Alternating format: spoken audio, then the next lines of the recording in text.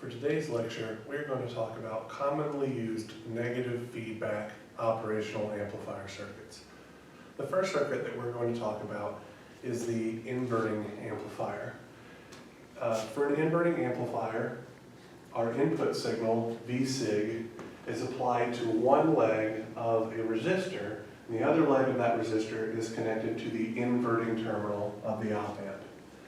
This resistor Rx between the non-inverting terminal of the op amp and ground may not always be present in models that you will analyze for circuit analysis classes. However, in practice, that resistor shows up an awful lot, and it's due to needing to limit input bias currents. Another resistor that may or may not be present, depending on the circuit you're analyzing, is this load resistance RL. You could take the output voltage V out at the output pin of the op amp, where you would be having an open circuit voltage as opposed to the voltage drop over this resistor RL, but it's also another resistor that is not going to influence our circuit's behavior. So we're going to start by applying the ideal op amp rules. So rule number 2, no current can flow into or out of the input terminals of an op amp, means that this current, which I'm going to call I plus, is equal to 0, and this current I minus is also equal to 0. Since no current can flow through this resistor Rx, our potential at the non-inverting terminal, V plus, is 0 volts. And since there can be no potential difference between our input terminals, that's rule 1, this nodal voltage with respect to ground, V minus, is equal to 0 volts as well. So, if V signal is non-zero, there will be a current that flows through this resistor R1, which I'm going to label as I. That current is going to enter this node, and since none of it can branch off and flow into the input terminals, that same current I must continue and flow through this negative feedback loop. We can write an expression for I, the flowing through resistor R1, as V signal as a function of time divided by R1. And we can also write an expression for I that's flowing through R2, where we have 0 minus V out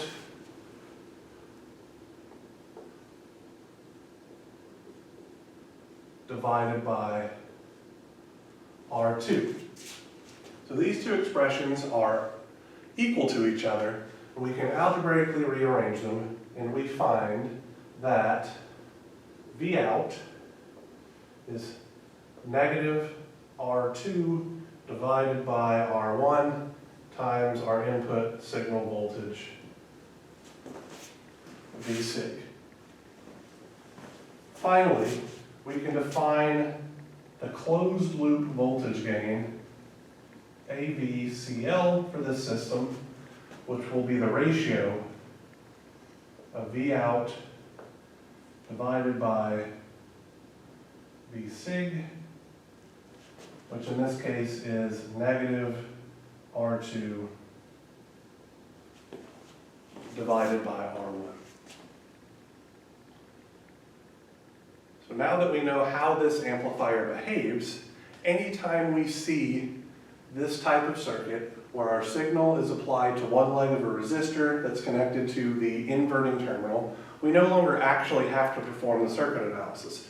We know that our output voltage, V out, is just going to be our signal voltage multiplied by a factor of -1 and then multiplied by a scaling factor of R2 divided by R1 without performing any further circuit analysis.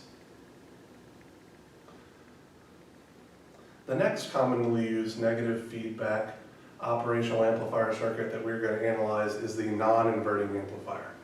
The non-inverting amplifier is extraordinarily similar to the inverting amplifier we just covered.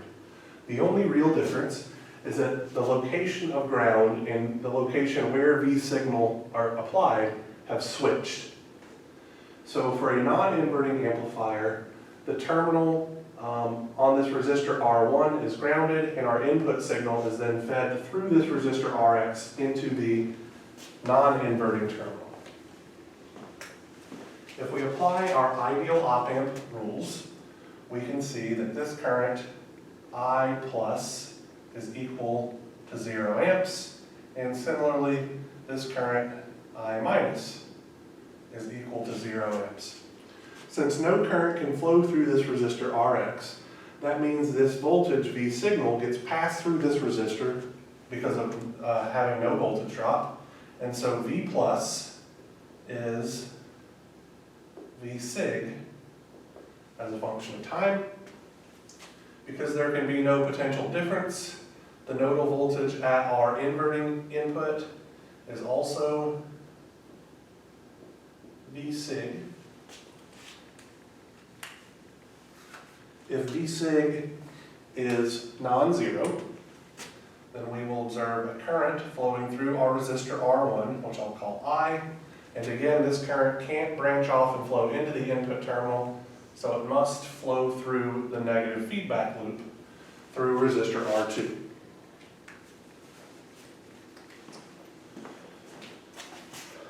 The current I that's flowing through resistor R1 can be written as 0 minus V sig, so that's going to be negative V sig divided by R1, and this is going to be equal to this current flowing through resistor R2, which will be V sig minus V out,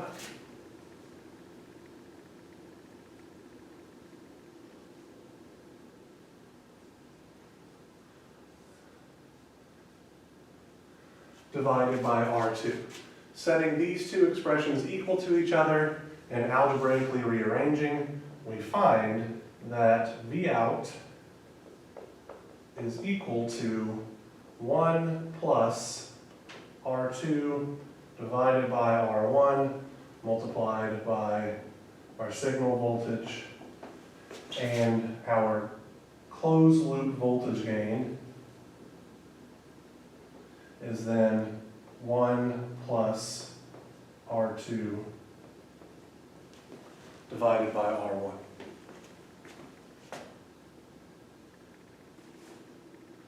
Now we're going to discuss negative feedback op-amp circuits which have multiple input voltages. Our first amplifier that we're going to talk about that meets this criteria is the summing amplifier. In the summing amplifier, we have multiple signal voltages labeled Vsig1, Vsig2, and Vsig3 that are being passed through resistors R1, R2, and R3 respectively before they are amplified. This is very similar to the inverting amplifier configuration, except that we have multiple inputs. If we apply our ideal op-amp rules, where this current I plus is equal to 0 amps, this current I minus is equal to 0 amps, we can observe that no voltage drop will occur over the resistor Rx, so V plus is equal to 0 volts, which means our voltage present at our inverting terminal, V minus, is also equal to 0 volts. If our signal voltages are non-zero, then they will cause a current to flow through each of their resistors. I'll call these currents I1 of T, I2 of T, and I3 of T. And these currents are going to combine at this node because of Kirchhoff's current law. And the sum of those currents is going to flow through our feedback resistor. And so I'll call this current IF of T. So, using Ohm's law, I1 of T is simply V sig 1 of T divided by R1.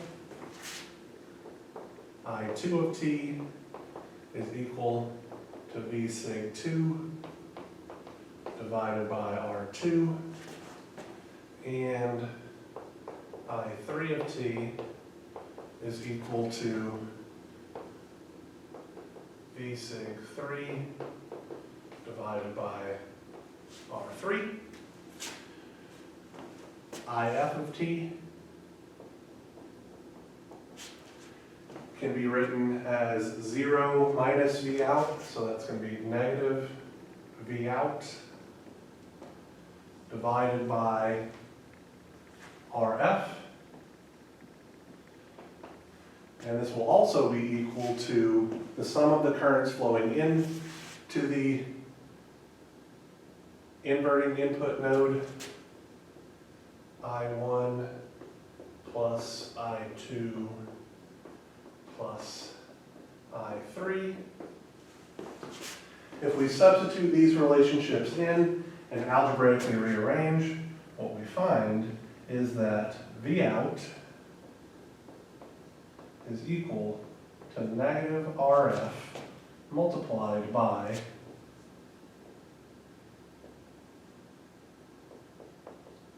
V sig 1 divided by R1, V sig 2 divided by R2, plus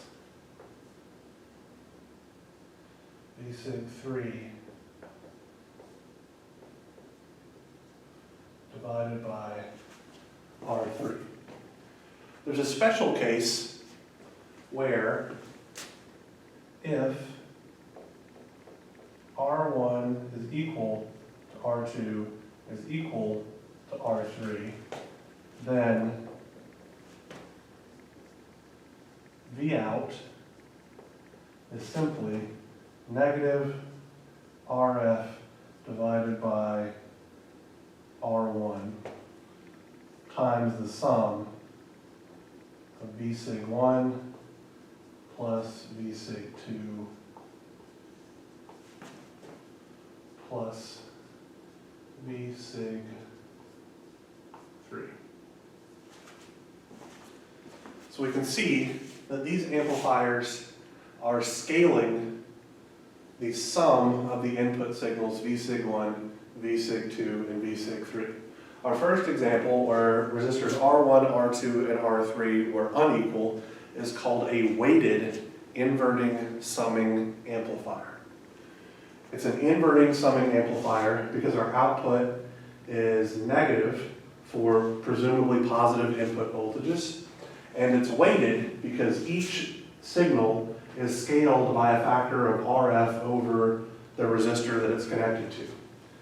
When all of the resistor values are equal, it's no longer a weighted inverting summer because all of the signals get scaled by the same factor.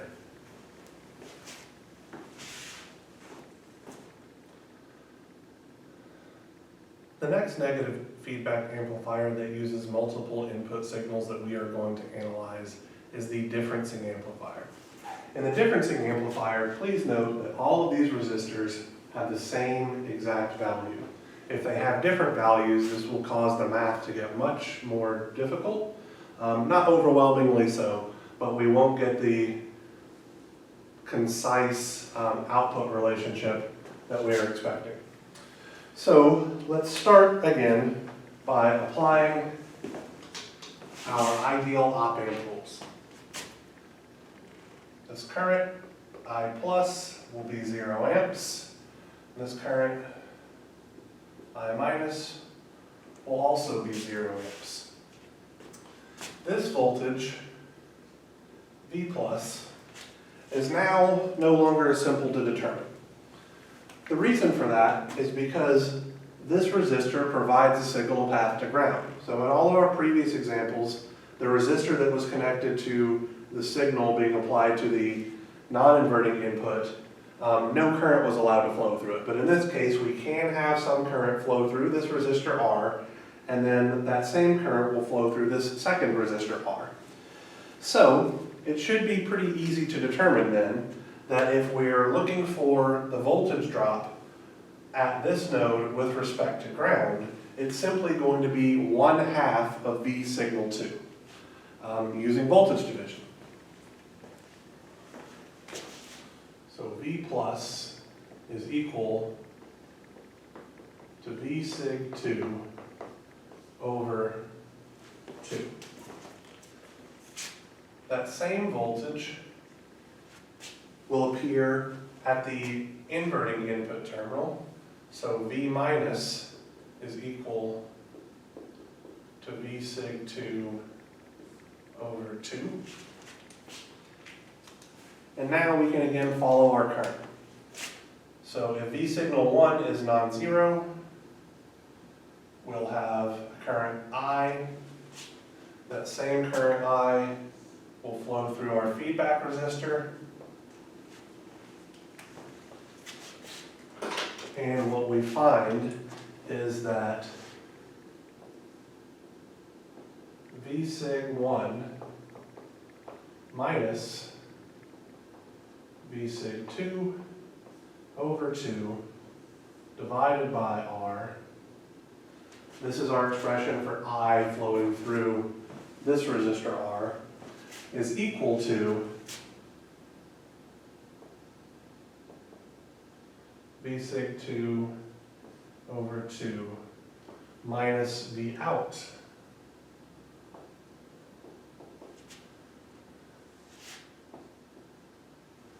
divided by R. Multiplying both sides by a factor of R, adding V sig 2 over 2 to both sides, we find, for this situation, V out is simply V sig 2 minus V sig 1. That's why this is called a differencing amplifier. It takes the difference of our input signals V sig 2 and V sig 1. Again, if these resistors were not all the same, we would get a similar relationship, but we would find that each of our signals, our input signals, would have an associated scaling factor that goes along with them. But that is not a very commonly seen amplifier outside of textbooks.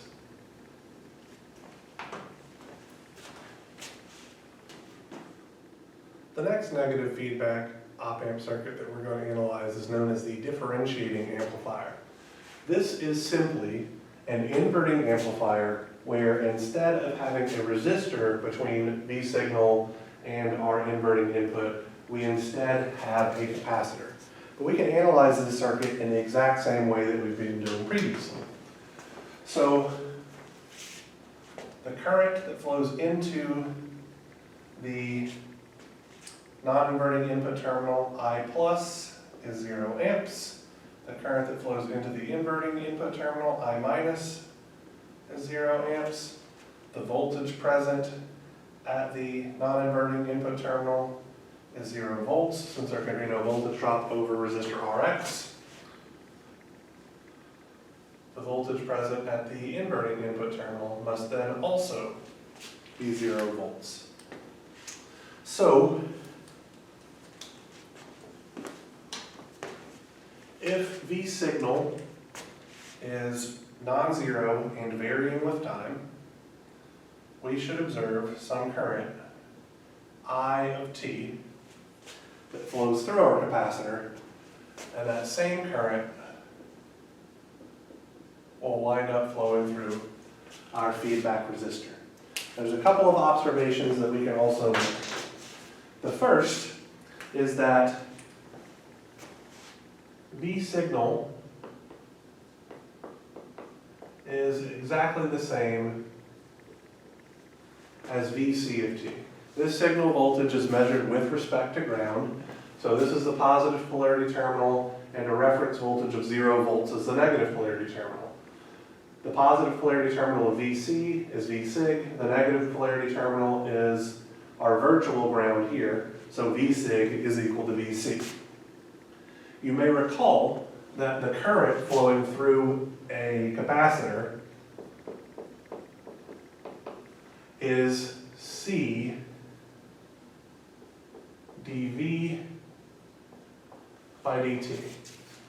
Well, in our case, since Vc is V signal, this gives us C d V signal with respect to time.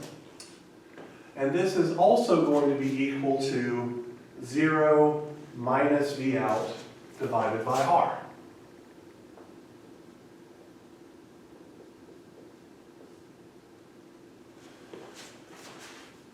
We can algebraically manipulate these two forms of the current I of t, and we find that V out of t is then simply negative RC d V signal with respect to time. So this amplifier scales the derivative of the input signal by a factor of RC. The last negative feedback amplifier that we are going to be looking at is the integrating amplifier. The integrating amplifier is simply the differentiating amplifier, but with a position of R and C transposed. If we apply our ideal op-amp rules, we see that I plus is 0 amps, I minus is 0 amps, V plus is 0 volts, and then V minus is also 0 volts. If our signal voltage, V sig, is non-zero, then we will have a current that passes through our resistor, which I'll label as I of t. That same current will pass through our capacitor. It's in the feedback position. So, a couple of observations that can be made. Vc is 0 minus V out. So that gives us the relationship V out is equal to negative Vc of t. The current that flows through our resistor, I of t, can be written as V sig divided by R. And this is going to be the same current that flows through the capacitor. Now you may recall that the current that flows through, the voltage that drop over a capacitor, I of t, the voltage drop over a capacitor, Vc of t, is related to the current that flows through it using the following expression. 1 over c integral from some time t naught to some later point in time t of I of t dt plus some initial condition on the voltage. To make our math easier, let's set this initial condition to be 0 volts, which is typically done by putting a resistor in parallel with a capacitor in practice, but that complicates the math a little bit. So, if I of t is V sig over R, and V out is negative Vc, this gives us V out as a function of time is equal to negative 1 divided by RC times the integral from 0 to some later point in time of V sig with respect to time. So the integrating amplifier scales the integral of the input signal by a factor of negative 1 divided by RC.